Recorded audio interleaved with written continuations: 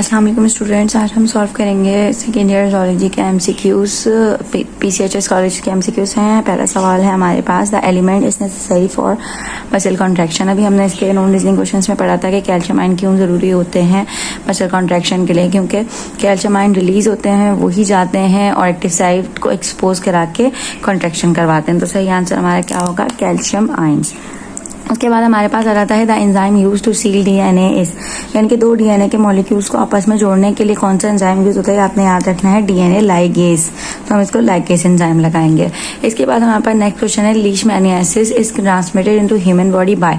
अब लीशमैनियासिस जो है एक पैरासिटिक इन्फेक्शन है जो कि एक पैरासाइट लीशमैनिया की वजह से होता है।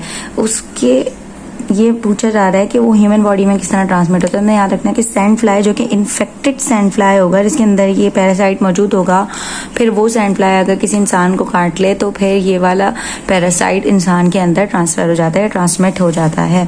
The following hormone is not a gonadotropin. Gonadotropin are basically sex hormones. Luteinising hormone हमें पता है, एफएसएच फॉलिकल स्टिमुलेटिंग हार्मोन होता है, मेंस्ट्रुअल साइकिल में फॉलिकल्स को डेवलप करवा रहा होता है। एलएच जो है ओव्यूलेशन करा रहा होता है।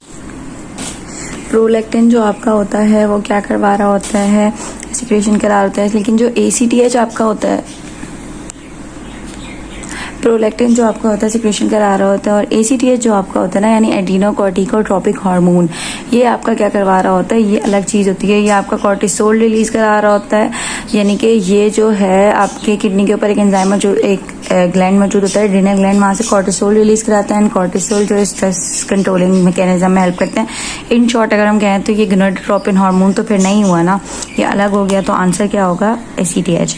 उसके बाद सोलर एनर्जी कौन सी सोर्स है? रिन्यूएबल सोर्स है, क्योंकि जितने भी यूज़ कर ली जा सकते नहीं है ना कि यूज़ होने के बाद ख़त्म हो जाएंगे, तो ये रिन्यूएबल है। ठीक है। इसके बाद आपके पास नेक्स्ट जो एमसीक्यू है वो है कि sickle cell anaemia is a disease caused bye.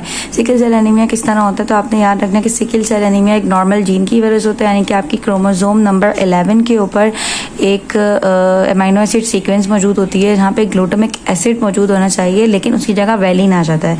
तो इसकी वजह से जो नॉर्मलिटी आती है वो कॉज करती है सिकल सेल एनीमिया। तो इसका आंसर क्या हुआ? Abnormal gene. उसके बाद हमारे पास आ जाता है कि एग ऑफ हैन इज, हैन का एग कैसा होता है? आपने याद रखना, पॉलीलाइसिटल होता है, इसके अंदर बहुत ज्यादा अमाउंट ऑफ यॉक सैक मौजूद होती है, बिकॉज पूरी डेवलपमेंट जो होती है वो एग के अंदर ही होनी होती है। Cushing disease is due the over secretion of. Cushing disease किस वजह से होता है? कुशिंग डिजीज में आपकी क्या होती है? ओवर सिक्रेशन होती है कॉर्टिसोल एंजाइम की, और ये कॉर्टिसोल एंजाइम आपके कहाँ से? एड्रिनल ग्लैंड से सिक्रेट होता है। एड्रिनल ग्लैंड में दो पार्ट होते हैं, एक एड्रिनल कॉर्टेक्स, एक एड्रिनल मेड्यूला। तो आपने याद रखना है कि जो कॉर्टिसोल होता है वो रिलीज होता है फ्रॉम दी एड्रिनल कॉर्टेक्स, यानी जब एड्रिनल कॉर्टेक्स बहुत ज़्यादा अमाउंट में कॉर्टिसोल रिलीज करेगा तो वो कौन सी डिजीज़ करवाएगा? Cushing disease. नेक्स्ट एमसीक्यू आपके पास है, acetylcholine is release by. Acetylcholine कौन रिलीज करता है? एसिटाइलकोलिन आपने याद रखना है कि जब आपकी इम्पल्स आती है और टर्मिनल पे पहुंचती है, एक्सॉन टर्मिनल पे, वहां से रिलीज होता है एसिटाइलकोलिन। तो आपने इसका आंसर लगाना है एक्सॉन टर्मिनल। नेक्स्ट एमसीक्यूज आपके पास आ जाता है slow problem.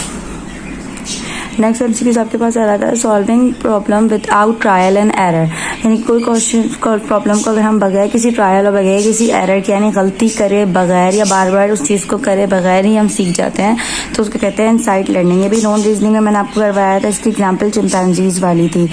Myelin sheath is form by. Myelin sheath आपकी बनती है ओलिगोडेंड्राइट्स और शॉन सेल्स से। Schwann cells peripheral nervous system और oligodendrites in central nervous system. Basically ये सारे होते हैं न्यूरोग्लिया। इसके बाद आपके पास आ जाता है नेक्स्ट एमसीक्यू है hyperthyroidism, hypothyroidism in adults causes. Hypothyroidism यानी थायरॉयड हार्मोन जब बहुत कम रिलीज हो रहे होते हैं तो एडल्ट्स में कौन सी सिचुएशन होती है? गोइटर बनता है, यानी कि नेक वाला एरिया स्वेल हो जाता है। उसके अलावा क्रेटिनिज्म आपने याद रखना है कि अगर बच्चों में हाइपोथायरॉयडिज्म हो तो वो क्रेटिनिज्म कॉज करता है। ठीक है। Safest and cheapest source of energy होती है हाइड्रोइलेक्ट्रिक एनर्जी, ये तो आपको ऐसे ही समझ में आ जाएगा।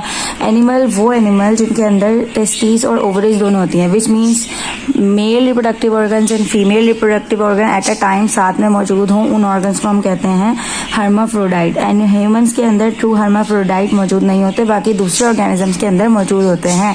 The joints of elbow and knee are. Elbow और नी जॉइंट्स की एग्जाम्पल क्या होती है? हिंज जॉइंट होती हैं। हिंज जॉइंट्स वो होते हैं जिनमें दो डायरेक्शन में मूवमेंट हो, यानी बैक एंड 4th, इस तरह से। तो ये मैं आपको एनिमेशन में भी दिखा देती हूँ। यहाँ पे एनिमेशन में आपको दिखाया एल्बो जॉइंट है ये, और ये आपका जो है नी जॉइंट है, दोनों हिंज जॉइंट। अगला सवाल है हमारे पास, जर्मिनल कंटिन्यूटी थ्योरी किसने पेश की थी? तो आपने याद रखना है ये वीजमैन ने प्रेजेंट की थी। इसके बाद बेसल मेटाबॉलिक रेट किस चीज़ में बढ़ जाता है? तो ये थायरॉक्सिन में बढ़ता है। रेप्टाइल्स और इंसेक्ट्स क्या रिलीज करते हैं एज अ एक्सक्रीटरी वेस्ट? ये आपने रखना है कि ये दोनों रिलीज करते हैं यूरिक एसिड, जबकि हमारे उसमें क्या कहते हैं ह्यूमंस के अंदर क्या चीज़ एक्सक्रीट होती है? यूरिया। आपने याद रखना है। यहाँ पे हमारे MCQs कंप्लीट हो जाते हैं ऑफ PCHS कॉलेज। यहाँ पर कोई भी कन्फ्यूजन हो, क्यूरी हो तो आप पूछ सकते हैं। Thank you.